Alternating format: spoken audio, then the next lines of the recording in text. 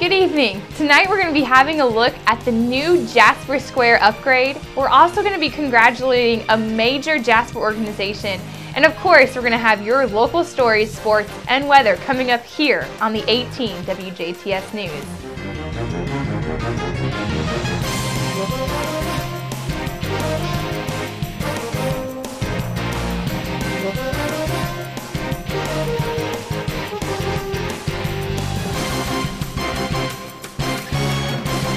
This is the 18 WJTS News. Good evening, I'm Charlotte Olson.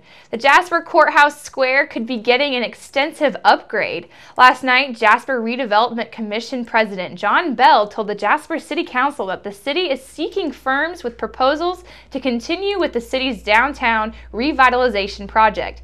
Bell says a special committee was created to go over ideas, concepts, and work history of the firms, narrowing down the list to 2. The committee even visited cities that have benefited from such projects, seeing the results firsthand. Bell says as a part of the 2013 Jasper Downtown Riverfront Plan, the project has been a long time coming. Jasper Mayor Terry Seitz says the downtown revitalization project is more than just a visual upgrade. Not only on surface, but also we know that we have 90-year-old water lines and things like that that we think we want to address at the same time. It's been about 35 years since we've had some formal refurbishment, and ultimately that we took that plan and we presented it through the Redevelopment Commission to an RFP, and that's a request for proposal. We had 9-10 different firms, narrowed it down to 5, interviewed them, narrowed it down to 2, interviewed more, went to actually see 2 firms work out of city last week, and this week a group of which I'm involved, citizens, and I'm part of as well. We are going to make a recommendation to the Redevelopment Commission for their meeting in December. The council responded with full support with moving the project forward. Councilman Kevin Manley thanked Bell for keeping the council updated with the progress of the much-needed revitalization.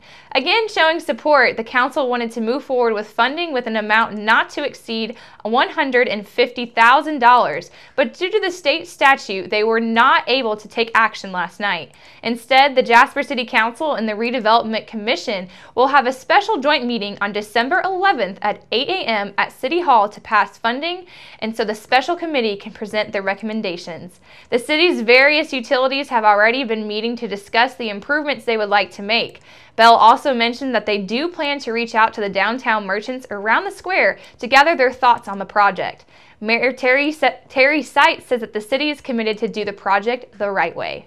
When you're talking about your downtown courthouse square and merchants, we want to make sure that we really do this right, and we believe the company we choose will help us do that, and it's likely going to be something that would be done in phases. So ultimately it's just a great project that we want to look at, and it came out of our master plan, and we hopefully will get that really kick-started here around the beginning of the year in the planning part.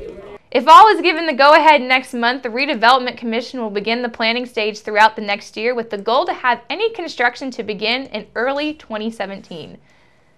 In a caucus held Wednesday, Dubois County Republican Precinct committeemen selected Jacqueline McFerrin of Huntingburg to fill a vacancy of the Patoka Township Advisory Board.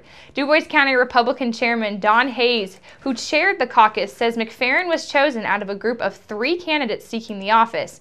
The vacancy was created when previous office holder Jerry Bounds resigned after being named the Huntingburg City Council.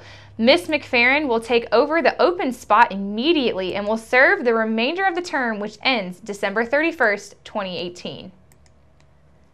A Dubois County woman was placed under arrest on a charge of battery Wednesday night when police say she attacked a passenger in her ex-husband's vehicle in front of a Jasper residence. Around 6:45 last night, Jasper police were called about a verbal confrontation taking place in the street in an area along the 900 block of Bartley Street. Police say that when they arrived, they found 62-year-old Shirley Weininger of Dubois punching and scratching at a passenger of a parked vehicle.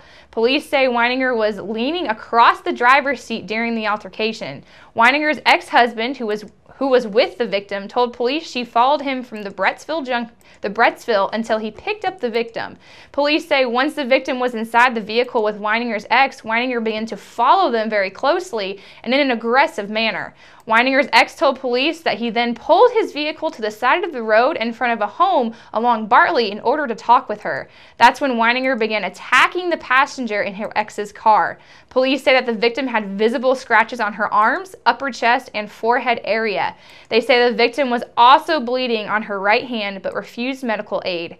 Police say due to what they witnessed, the injuries to the victim, and several statements matching what appeared to have occurred, Weininger was taken into custody on a Class A misdemeanor charge of battery and logged into the Dubois County Security Center.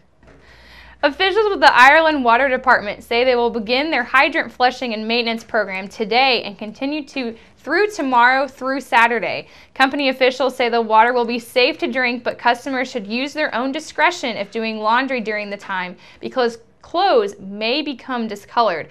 They also anyone experiencing cloudy or colored water, they are asked to run the cold water tap until the cloudiness clears away. As a reminder, U.S. Senator Joe Donnelly's office will host a Veterans History Project event from 1:30 till 3:30 tomorrow afternoon. It will be hosted at the Northwood Retirement Community Assisted Living Center in Jasper. The Veterans History Project is an effort by the Library of Congress to preserve the historic experiences of those who served in the United States military, and this is done by recording their personal narratives and archiving them for use by historians, teachers, and the general public.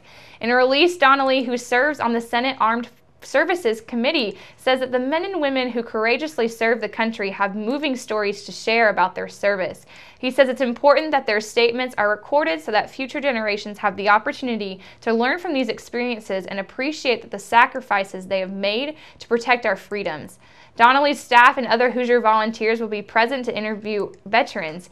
Area veterans are encouraged to attend in order to have their stories recorded. Individuals in the community who would like to volunteer to interview the veterans are also welcomed.